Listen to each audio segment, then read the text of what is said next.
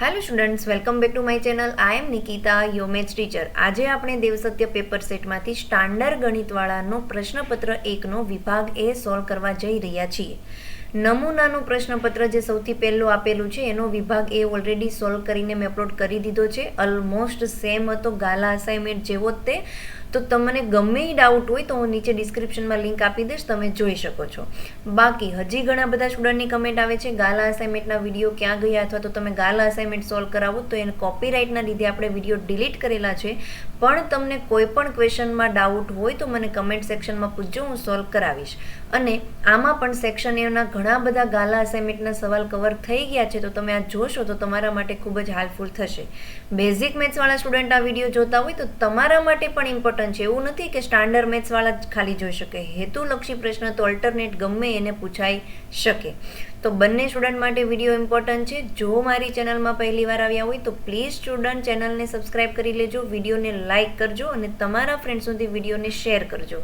અને હા, ખાસ એક વખત ડિસ્ક્રિપ્શન ચેક કરજો, જેમાં તમને હરેક ચેપ્ટરના ફૂલ સોલ્યુશન રિવિઝન વાઇઝ જોવા મળશે. ઓકે, ચલો તો હવે આપણે શરૂઆત કરીએ છીએ સોલ્યુશનની. નેક્સ્ટ વિભાગ એ ટોટલ તમારો 24 માર્ક્સનો રહેશે, જેમાં 1 થી લઈને 6 છે તમારા વિકલ્પ પસંદ કરીને લખવાવાળા સવાલ. પહેલું કીધું છે કે જો ગુસ્સા x, y બરાબર 1 તો ગુસ્સા x માઇનસ y, x વત્તા y બરાબર ખાલી જગ્યા. ક્વેશ્ચનને વ્યવસ્થિત તમે સમજો. બરાબર, તમને શું કહેવામાં આવ્યું છે કે ભાઈ x, y બરાબર 1 હોય, એનો મતલબ અહીંયા એવી બે સંખ્યા હશે કે જેનો ગુસ્સા 1 થાય. તો તમે ધારી લો કઈ બે સંખ્યા એવી હશે જેનો ગુસ્સા 1 થાય. તો આપણે ધારીએ કે ધારો કે x બરાબર 3 હશે અને y બરાબર 1 હશે. કારણ કે 3 અને 1નો ગુસ્સા કરો તો કેટલો આવી ગયો? 1. હવે આપણે અહીંયા શેનો ગુસ્સા શોધવાનો છે કે x માઇનસ y, તો 3 માંથી 1 બાદ કરો તો 2, અને x વત્તા y એટલે કે 3 વત્તા 1 થઈ ગયું તમારું 4. બરાબર, તો 3 અને 1નો જ્યારે આપણે ગુસ્સા 3 અને 1નો ગુસ્સા 1 હોય ને પછી આપણે આજે કીધું છે એમ આપણે કિંમત મૂકી, તો અહીંયા આપણને કોનો ગુસ્સા કીધો છે? 2 અને 4નો ગોતવાનો. કારણ કે જો તમને અહીંયા શું લખ્યું છે? ગુસ્સા. તો જ્યારે આપણે 2 અને 4નો ગુસ્સા કરીશું, બરાબર, તો અહીંયા થશે 2 એટલે કે 2 એકા 2, 2 દુ 4. બંનેમાં સામાન્ય અવયવ હોય એવું એક વખત 2 છે એટલે કે 2 અને 4નો ગુસ્સા 1 મળશે. આપણે કન્ડિશન તરીકે જોઈ લીધું. હવે પાછી અહીંયા 2 એવું તો આપ્યું છે પણ અથવા 1 પણ છે, તો આ તમારો જવાબ. હવે તમને એમ થશે મેમ 1 કેમ આવે? તો આપણે ફરીથી એક ઉદાહરણ લઈએ. જેમ કે હું ધારું કે ભાઈ x મારું 3 છે અને y મારું કેટલું છે? 2. જુઓ તમે અહીંયા 3 અને 2નો જ્યારે ગુસ્સા કરશું, x બરાબર અહીંયા 3 હોય અને y બરાબર 2 હોય, તો 3 અને 2નો ગુસ્સા 1 જ થાય. કન્ડિશન આપણી સેટિસ્ફાઈ થઈ ગઈ. હવે આપણે અહીંયા કિંમત મૂકીએ. ગુસ્સા બરાબર x માઇનસ y, જ્યારે 3 માંથી 2 બાદ કરીશું તો 1 આવશે, અને x વત્તા y 3માં 2 ઉમેરી દેશું તો 5 આવશે. અને 1 અને 5નો જ્યારે આપણે ગુસ્સા કરીશું તો બંને વચ્ચે સામાન્ય અવયવ 1 સિવાય બીજો કોઈ આવતો જ નથી, એટલે કે આનો ગુસ્સા થાય 1. તો બે પોસિબિલિટી છે, કાં તો ગુસ્સા 2 આવી શકે અને કાં તો ગુસ્સા 1 આવી શકે. આના સિવાય એક પણ ગુસ્સા આવી શકે નહીં. તમે ધારી લો x અને y ની અલગ અલગ કિંમત લઈને કરી જુઓ, પણ યાદ રાખજો x અને y ની એવી જ કિંમત લેવાની કે જે બે સંખ્યાનો ગુસ્સા 1 જ આવવો પડે, કારણ કે આપણને આપ્યું છે. બરાબર, તો અહીંયા જવાબ આવી ગયો B, 1 અથવા 2. ક્લિયર? નેક્સ્ટ આપણે જોઈએ. બીજામાં આપણને પૂછવામાં આવ્યું છે am બરાબર નથી bl હોય તો ax વત્તા by બરાબર 0 અને lx વત્તા my બરાબર n ને ખાલી જગ્યા ઉકેલ મળે. ખાલી તમને ચેપ્ટર નંબર 3ના ઉકેલનું સ્વરૂપ જ પૂછવામાં આવ્યું છે, કેટલા ઉકેલ મળશે એ જ પૂછ્યું છે. પણ અહીંયા આ કન્ફ્યુઝિંગ થાય છે કારણ કે a1 b1 a1 a2 ને એના સ્વરૂપમાં નથી આપ્યું ને. એટલે જો તમારા બે સમીકરણ છે તો આપણે આમ લખી શકીએ a વત્તા a2 ની જગ્યાએ શું છે? l, અને અહીંયા b1 છે b અને b2 ની જગ્યાએ શું છે? m. બરાબર, તમને બે વચ્ચે કન્ડિશન શું આપ્યું છે? બરાબર નથી, એટલે કે આ વાળી કન્ડિશન. અને બરાબર નથી a1 ના છેદમાં a2 બરાબર નથી b1 ના છેદમાં b2, એના માટેની બંને રેખા એકબીજાને એક બિંદુમાં છેદે.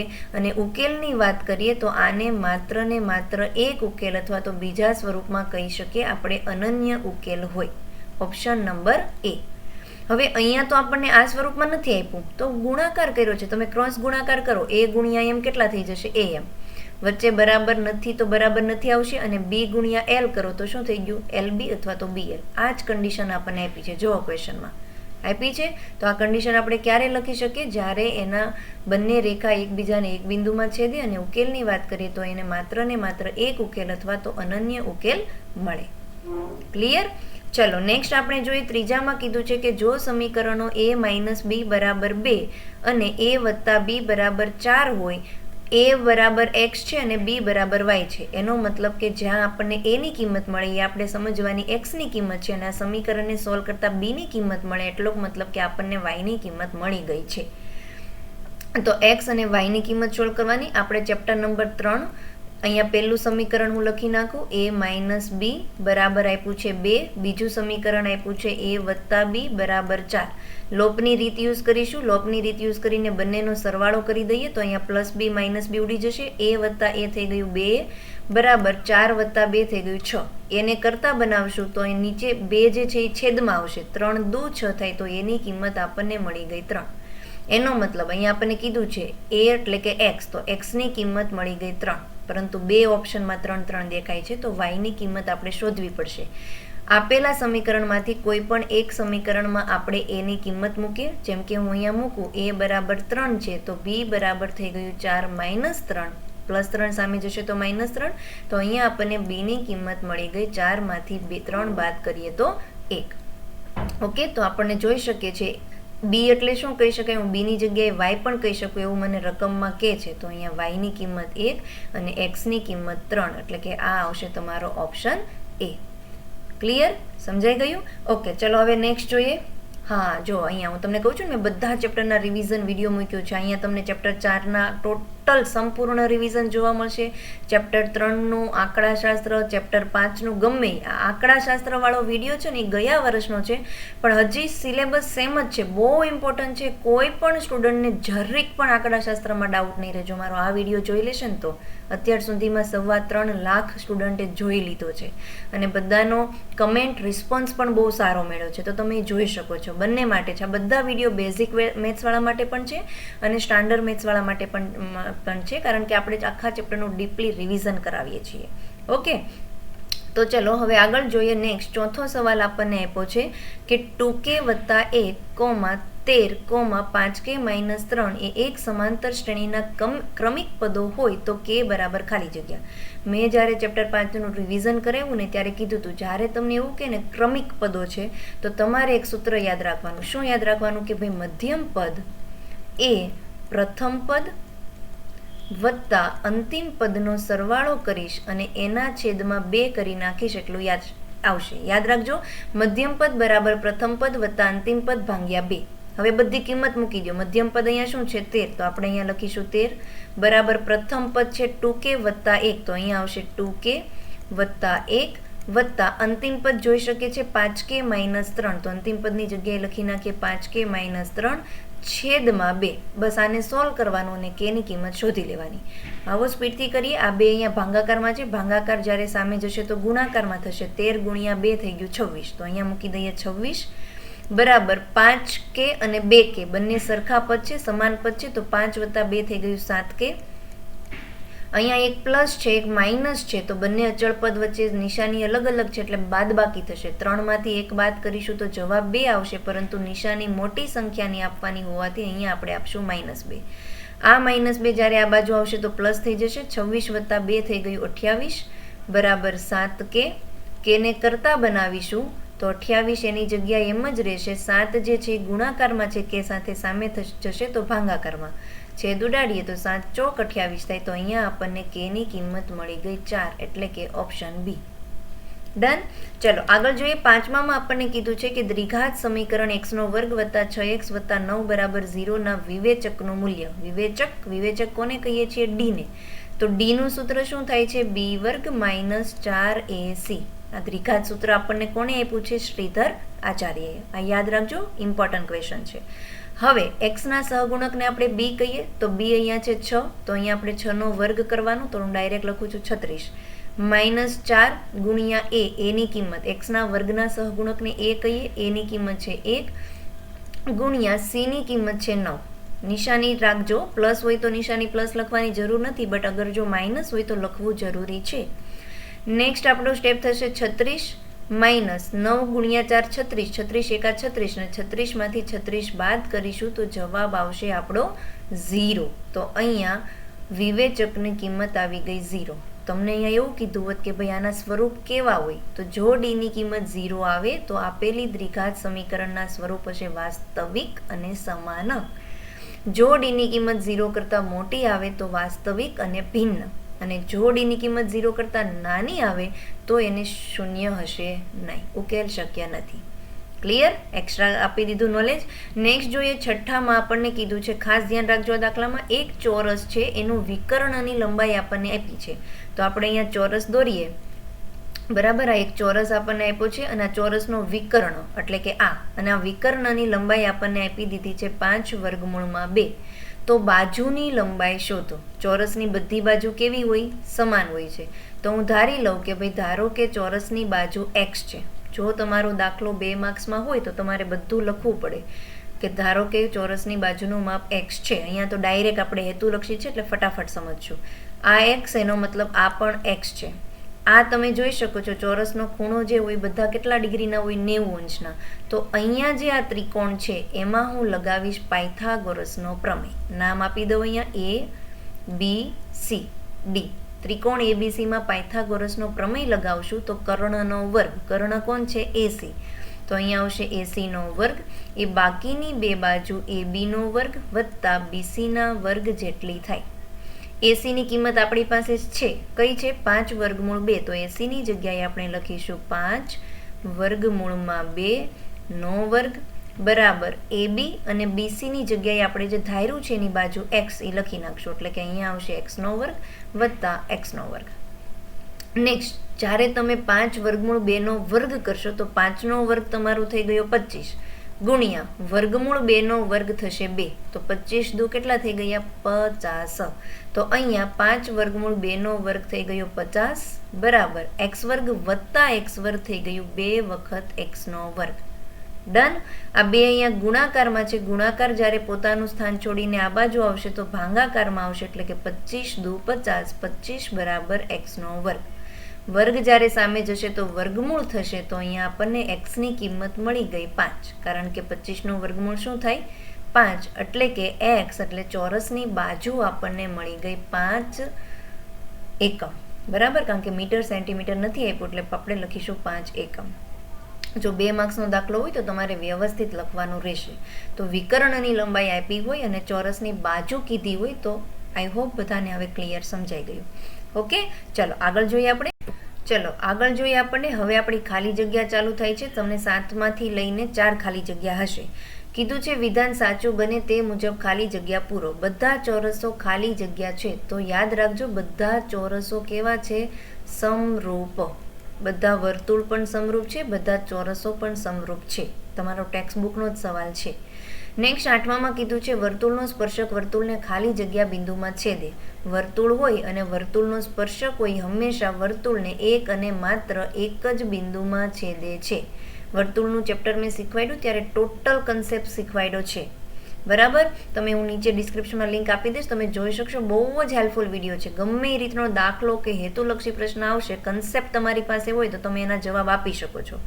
જો તમને એમ કીધું હોય કે વર્તુળ પર કેટલા સ્પર્શક દોરી શકીએ, તો વર્તુળ પર આપણે અસંખ્ય સ્પર્શક દોરી શકીએ, પરંતુ વર્તુળનો સ્પર્શક વર્તુળને ફક્ત ને ફક્ત એક જ બિંદુમાં છેદે.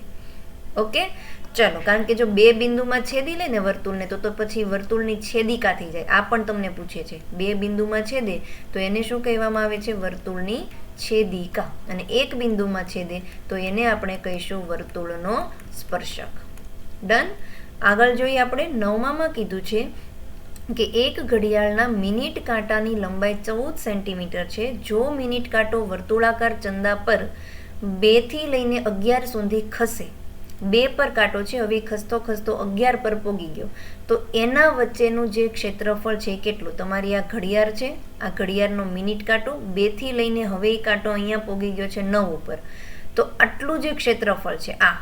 બરાબર, આનું આપણે શોધવાનું છે. એટલે આ રીતનું કંઈક તમારું બને, લઘુ વૃત્તાંશ જેવો આકાર બને. બરાબર, તો એનો મતલબ આપણે લઘુ વૃત્તાંશનું ક્ષેત્રફળ શોધવાનું છે. લઘુ વૃત્તાંશનું ક્ષેત્રફળ શોધવાનું સૂત્ર થાય છે πr² θ/1 360. પાય r વર્ગ થીટાના છેદમાં 360. કિંમત મૂકી આપણે પાય એટલે કે 22/7 ગુણ્યા r. આપણને જે આપી છે ને મિનિટ કાંટાની લંબાઈ એને આપણે ત્રિજ્યા લઈશું, તો અહીંયા ત્રિજ્યા આપણને આપી છે 14. તો r વર્ગ છે એટલે આપણે લખીશું 14 ગુણ્યા 14 ગુણ્યા છેદમાં લખી નાખો 360. અહીંયા હું રૂકી ગઈ.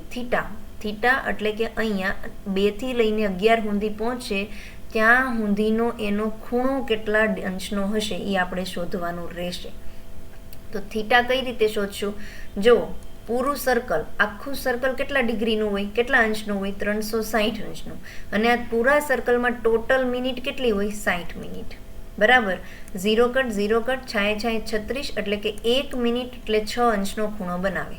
આ સમજાઈ ગયું? 1 મિનિટ હોય તો 1 મિનિટમાં કેટલા અંશનો ખૂણો બને? 6 અંશનો. તો આપણી પાસે મિનિટ કેટલી? 2 થી લઈને 11. 2 થી 3, 3 થી 4, 4 થી 5, 5 થી 6, 6 થી 7, 8, 9, 10 ને 11. 9 છે ને 9 ગુણ્યા 5, 2 વચ્ચે 5 મિનિટ હોય ને, તો 9 પંચા 45. આપણી પાસે છે 45 મિનિટ. જો 1 મિનિટે 6 અંશનો ખૂણો બનતો હોય તો 45 મિનિટે કેટલા અંશનો ખૂણો બને? એનો મતલબ આપણે 45 ગુણ્યા 6 કરવાનું છે. 6 પંચા 30 નો 0 વધી પડી 3, 24, 25, 26 ને 27. એટલે કે 2 થી લઈને 11 સુધીમાં 270 અંશનો ખૂણો બનશે. ચાલો, સમજાઈ ગયું? ક્લિયર? મને થમ્સ આપી દેજો કે હા અમને એકદમ આઈડિયા ક્લિયર છે. થીટા મેં કઈ રીતે શોધ્યું? ક્લિયર થઈ ગયું? હવે આપણે છેદ ઉડાડીએ તો અહીંયા પેલું થઈ ગયું 7 દુ 14. આ 0 કટ 9 તેરી 27, 9 ચોક 36, 2 દુ 4, 7 દુ 14.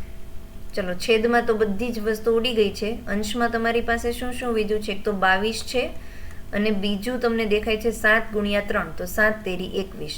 22 નો ગુણાકાર આપણે 21 સાથે કરી નાખશું અને અહીંયા આપણો જવાબ કમ્પ્લીટ થાય છે. ગુણાકાર કરીએ 2 કા 2, 2 દુ 4, 2 કા 2, 2 દુ 4, 2, 4 ને 2 6 અને 4, 462 સેન્ટીમીટર વર્ગ.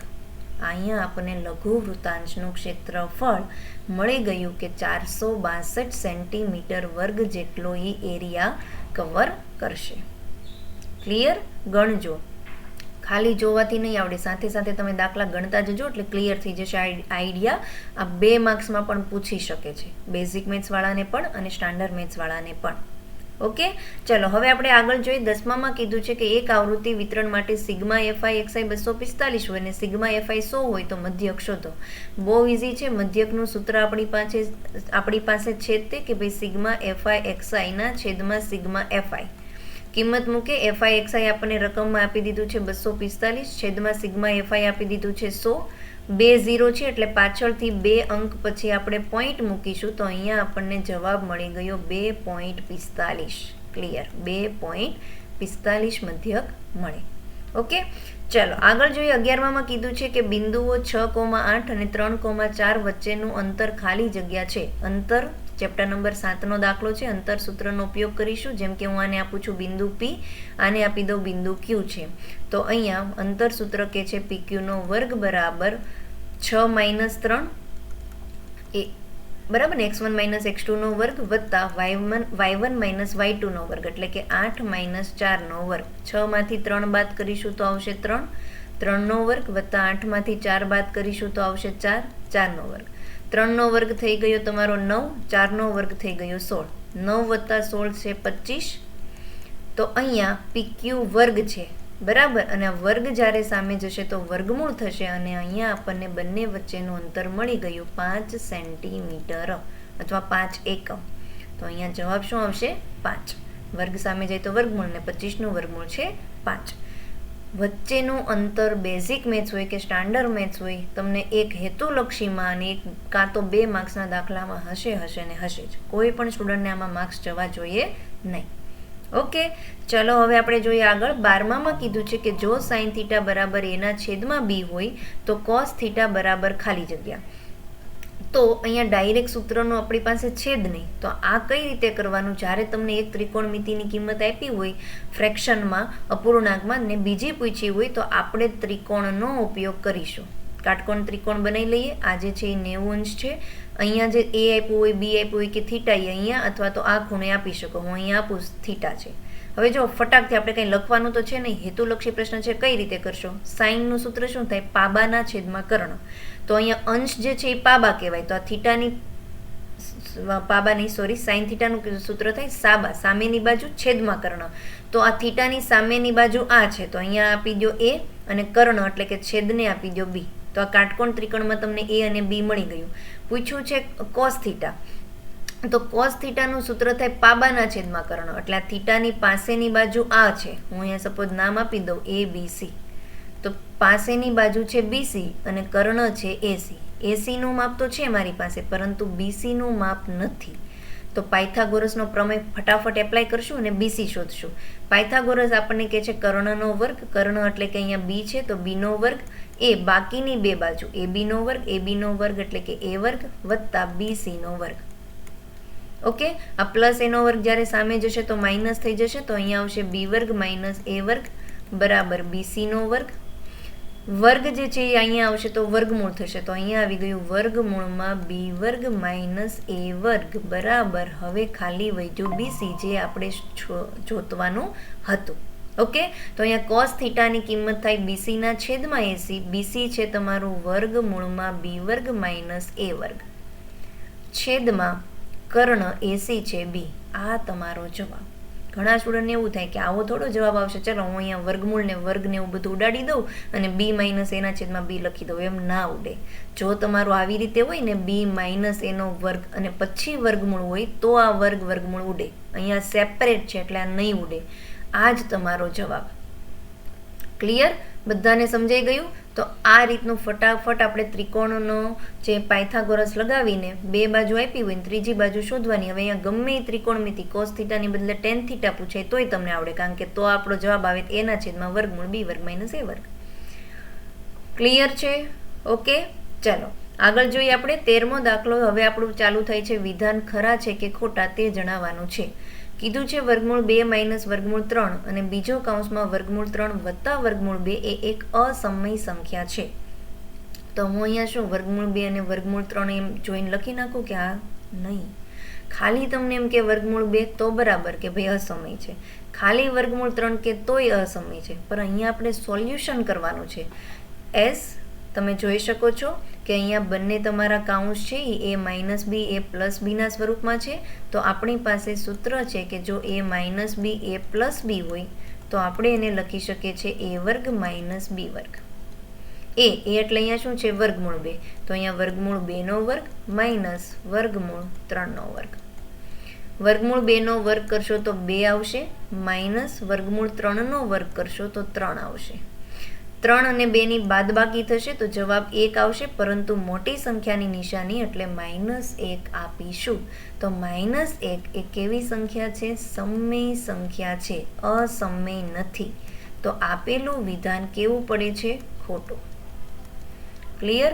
એવું ન હોય કે માઇનસ હોય અસમય હોય. સમય સંખ્યા તો માઇનસને પણ ગણી શકીએ અને પ્લસ વાળી સંખ્યાને પણ ગણી શકીએ. બસ એ પી ના છેદમાં ક્યુ સ્વરૂપમાં લખાતી હોવી જોઈએ.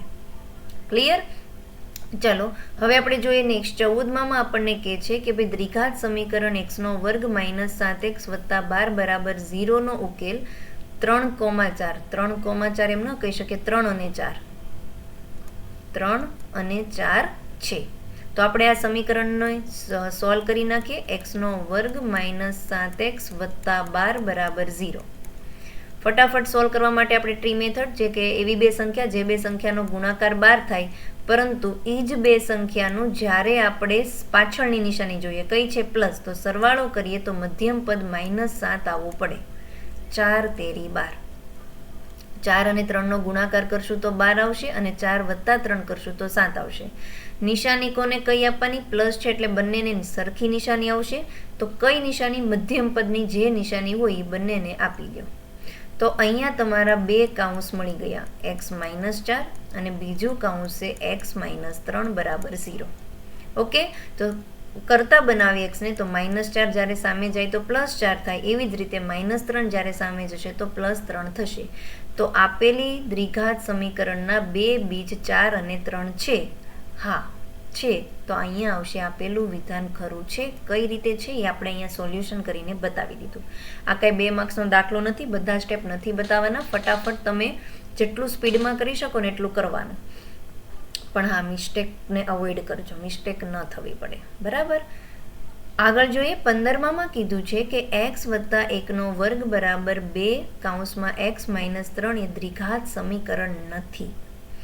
તો એના માટે છે કે નહીં એના માટે આપણે આનું સોલ્યુશન કરવું પડે. જેમ કે x વત્તા 1 એ વત્તા બીના વર્ગની આઈડેન્ટિટી છે. 8મા ધોરણથી તમે શીખતા આવો છો. તો અહીંયા આવશે x નો વર્ગ. જ્યારે હું આને સોલ્વ કરીશ તો થઈ જશે x નો વર્ગ વત્તા 2x વત્તા 1 બરાબર આ 2 ને અંદર ગુણી નાખું તો 2 ગુણ્યા x 2x plus minus minus 3 દુ 6. ઓકે. હવે આ જમણી બાજુ છે ને બધાને હું ડાબી બાજુ લાવું તો આ થઈ ગયું x નો વર્ગ વત્તા 2x વત્તા 1 માઇનસ 2x પ્લસ 6 બરાબર 0. આપણે અહીંયા જોઈ શકીએ છીએ પ્લસ 2x ને માઇનસ 2x ઉડી ગયું. તો નેક્સ્ટ સ્ટેપ આવશે x નો વર્ગ વત્તા પ્લસ 1 વત્તા પ્લસ 6 પ્લસ 7 બરાબર 0. દ્વિઘાત સમીકરણ એને કહેવાય કે જે સમીકરણની x ની મહત્તમ ઘાત 2 હોય. આપણે જોઈ શકીએ છીએ x ની મહત્તમ ઘાત 2 છે તો આપેલું જે છે એ દ્વિઘાત સમીકરણ છે. રકમ કે છે નથી તો આ ભાઈ ખોટું કે છે આપણને. તો એનો મતલબ આપેલું વિધાન ખોટું પડે છે. ડન. ચલો આગળ જોઈએ. 16 કીધું છે કે જેમ જેમ થીટાનું મૂલ્ય વધે છે તેમ તેમ સાઇન થીટાનું મૂલ્ય વધે છે. હા, આપેલું વિધાન ખરું છે. આ ખાસ ધ્યાન રાખજો, બેઝિક હોય કે સ્ટાન્ડર્ડ. જો થીટાનું મૂલ્ય વધે ને તો સાઇન થીટાનું મૂલ્ય પણ વધે, પરંતુ કોસ થીટાનું ઘટે. ઓકે, યાદ રાખજો, પૂછાશે. નેક્સ્ટ હવે આપણે આગળ જોઈએ. 17માં કીધું છે કે જોડકા જોડો. નીચેના પ્રશ્નોના એક શબ્દમાં, એક વાક્યમાં અથવા તો એક આંકડામાં જવાબ આપો. ઓકે, ચલો આપણે કરી લઈએ. પેન ચૂઝ કરી લઉં. કીધું છે કે x બાર બરાબર a વત્તા સિગ્મા fi ui ના છેદમાં સિગ્મા fi ગુણ્યા h. તો આ જે છે એ આપણું પદ વિચલનથી મધ્યક શોધવાનું સૂત્ર આપણને દેખાય છે. બરાબર. તો એમાં ui જે છે એનું સૂત્ર આવશે xi માઇનસ a છેદમાં h. તો અહીંયા આપણને કયો ઓપ્શન દેખાઈ રહ્યો છે? Option A. અને જો તમારું ડીઆઈ હોય ધારેલ મધ્યકની રીત, તો ધારેલ મધ્યકની રીતમાં ડીઆઈનું સૂત્ર છે xi માઇનસ a. વારા ઘડી આ પ્રશ્ન રિપીટલી પૂછાય છે તો કરી લેજો. આ તો આવડતું જ હશે બધાને, હે ને? ઓકે. આગળ જોઈએ. 18માં કીધું છે કે જો p of a minus p of a બાર બરાબર 0.8 હોય તો p ઓફ a નું મૂલ્ય શોધો. વારા ઘડીએ પૂછાતો પ્રશ્ન છે. જો આપણી પાસે ખબર છે કે ઘટના અને તેની પૂરક ઘટના, p ઓફ a બારને આપણે પૂરક ઘટના કહીએ, આ બંનેનો સરવાળો કેટલો થાય? 1. પરંતુ રકમમાં આપણને આવું કીધું છે કે p of a minus p of a બાર બરાબર થાય 0.8. આ બંને સમીકરણનો આપણે જ્યારે સરવાળો કરશું ત્યારે p ઓફ a વત્તા p ઓફ a થઈ ગયું 2p ઓફ a બરાબર આ plus p of a bar minus p of a bar cut 1 વત્તા 0.8 થઈ ગયું 1.8. બરાબર ને? તમે આ સરવાળો કરો તો થઈ ગયું 1.8. ક્લિયર? હવે આપણે p ઓફ a ને કરતા બનાવીએ તો p ઓફ a થશે 1.8 ના છેદમાં 2. ઓકે, તો 1.8 ના છેદમાં 2 કરશો તો આપણે જોઈ શકીએ છીએ આ 1 જે છે એ 2 કરતાં નાના છે, તો આપણે અહીંયા 0 મૂકી દઈશું અને પોઈન્ટ મૂકી દઈશું. હવે 18 9 દુ 18 થશે. તો આનો જવાબ 1.8 ના છેદમાં 2 નો જવાબ આવી ગયો 0.9. આપણને અહીંયા કેનું મૂલ્ય શોધવાનું હતું? p ઓફ a નું. અને p ઓફ a નું મૂલ્ય આપણે શોધી દીધું 0.9 આવશે. ઓકે. અને ઇન કેસ તમને p ઓફ a ની જગ્યાએ p ઓફ a બારનું એક્ઝામમાં પૂછાય તો હવે તમારે શું કરવાનું? બે સમીકરણમાંથી કોઈ પણ એક સમીકરણમાં p ઓફ a ની કિંમત મૂકવાની અને p ઓફ a બારને કરતા બનાવવાનું, જેવું આપણે ચેપ્ટર 3માં કરીએ છીએ. ડન. હોપ બધાને વ્યવસ્થિત સમજાય છે, કોઈને જરાક પણ ડાઉટ નહીં રહે. નેક્સ્ટ આપણે જોઈએ. 19માં કીધું છે બહુ ઇઝી. ઓળંબો એ કયા બે આકારનું સંયોજન છે? તો યાદ રાખજો, ઓળંબો આકાર એટલે તમારું થાય શંકુ અને અર્ધગોલક. શંકુ અને અર્ધગોલક આ બે આકારનું સંયોજન કરીએ તો એને કહેવામાં આવે છે ઓળંબો આકાર. નોટ ડાઉન કરતા રહેજો, એક્ઝામમાં ભૂલી ન જતા. ઓકે, નેક્સ્ટ જોઈએ. ચલો નેક્સ્ટ હવે આપણે આગળ જોઈએ. વિશ્વમાં કીધું છે કે જો કોઈ માહિતી માટે મધ્યસ્થ 120 હોય, x બાર યાની કે મધ્યક 119 હોય તો બહુલક શોધો. સૌથી પહેલાં જેને જે સંજ્ઞા વડે ડિનોટેડ કરાય છે એના સ્વરૂપમાં લખી નાખીએ. જેમ કે મધ્યસ્થ, જેને આપણે કેપિટલ M કહીશું. કેપિટલ M મધ્યસ્થની કિંમત આપણને આપી છે 120. મધ્યક x બાર આપણને આપી દીધું છે રકમમાં 119 અને બહુલક z ની કિંમત શોધવાની છે. આ રિલેશન ઉપરથી હેતુલક્ષી પ્રશ્ન હશે જ તમારો. ત્રણેયનું રિલેશન હોય એવું આપણી પાસે કયું સૂત્ર છે? z બરાબર 3m - 2x બાર. અહીંયા આપણે કિંમત મૂકીએ તો z ની કિંમત તો આપણે શોધવાની છે. 3 ગુણ્યા m આપણને આપી દીધું છે 120 માઇનસ 2 ગુણ્યા x બાર આપણને આપી દીધું છે 119. ચલો અંદર કાઉન્સને સોલ્વ કરી નાખીએ. 3 ગુણ્યા 0 0 અને 12 તરી થઈ ગયું 36, એટલે અહીંયા આવી ગયો જવાબ 360. માઇનસ 119 નો ગુણાકાર 2 સાથે કરીએ. 9 દુ 18 નો 8 વધી 1, 2 એકા 2 ને 1 3 અને 2 એકા 2 238. તો 360 માંથી જ્યારે આપણે 238 ને બાદ કરીશું તો અહીંયા આવશે 10 5. 10 માંથી 8 જશે તો 2, 5 માંથી 3 જશે તો 2 અને 3 માંથી 2 જશે તો 1, એટલે કે આનો જવાબ બહુલક z આપણને મળી ગયું 122. ક્લિયર? તો અહીંયા આપણને બહુલક શોધવાનું હતું અને બહુલક z ની કિંમત મળી ગઈ 122. ડન. ચલો હવે આપણે આગળ જોઈએ. 21 માંથી લઈને જોડકા જોડો પૂછવામાં આવ્યું છે. જોડકા કીધો છે પહેલું 21 22, લસ્સા કીધો છે 5 10 15 નો અને ગુસ્સા. તો આપણે ફટાફટ 5 ના અવિભાજ્ય અવયવ લખી નાખીએ. 5 બરાબર 5 ગુણ્યા 1, 5 એકા 5. નેક્સ્ટ જે છે સંખ્યા 10 ના અવિભાજ્ય અવયવ લખીએ તો 10 થઈ ગયું 5 દુ 10 અને ત્રીજી સંખ્યા 15, 15 ના અવિભાજ્ય અવયવ થશે 5 તેરી 15. ત્રણેયમાં હોય એને ગુસ્સા કહેવાય. ગુસ્સા કોને કહેવાય? કે ભાઈ જે ત્રણ સંખ્યામાં સામાન્ય હોવું પડે. આપણે અહીંયા જોઈ શકીએ છીએ કે 5 એક એવી સંખ્યા છે જે ત્રણેય સંખ્યાનો સામાન્ય અવયવ છે, તો ગુસ્સા મળી ગયું 5. What about લસ્સા? લસ્સા કઈ રીતે આપણને LCM કઈ રીતે મળશે? તો બધી સંખ્યા આવી જ આવી પડે, પરંતુ મેક્સિમમ નંબર વખત. જેમ કે અહીંયા 5 બધામાં એક જ વાર છે તો એક વાર લખો. જો 2 વાર હોત તો 2 વાર. 2 ગુણ્યા 3, બરાબર ને? લસ્સા તો તમને શોધતા આવડે, એમાં સ્ટાન્ડર્ડ મેથ્સના સ્ટુડન્ટ છો. તો 5 દુ 10 ને 10 તેરી 30, એટલે કે આનો જવાબ આવશે લસ્સા 30. તો લસ્સા કેટલો આવશે? 30 અને ગુસ્સા જોઈ શકીએ છીએ 5. ડન. સમજાઈ ગયું? નેક્સ્ટ હવે આપણે જોઈએ. 23માં કીધું છે શંકુનું ઘનફળ. તો શંકુનું ઘનફળ શોધવાનું સૂત્ર છે 1/3 પાઈ r વર્ગ h અને ગોળાનું ઘનફળ શોધવાનું સૂત્ર છે 4/3 પાઈ r વર્ગ નહીં, ઘન આવે. બરાબર? તો અહીંયા આખો સેક્શન એ પ્રશ્નપત્રનો વિભાગ એ અહીંયા એકનો કમ્પ્લીટ થાય છે. આઈ હોપ મારી મેથડ બધા સ્ટુડન્ટને ગમી હશે. પ્લીઝ સ્ટુડન્ટ વિડીયોને તમારા ફ્રેન્ડ સુધી શેર કરજો, જેથી એ લોકો પણ સોલ્યુશન જોઈ શકે. મારા રિવિઝનના વિડીયો જોવો હોય તો ખાસ એક વખત ડિસ્ક્રિપ્શન ચેક કરજો, જેમાંથી તમે લિંક ઉપરથી કોઈ પણ વિડીયો જોઈ શકો છો. પ્રેક્ટિસ કરજો. મળીએ મારા નવા વિડીયોના સોલ્યુશનમાં. ત્યાં સુધી બાય બાય.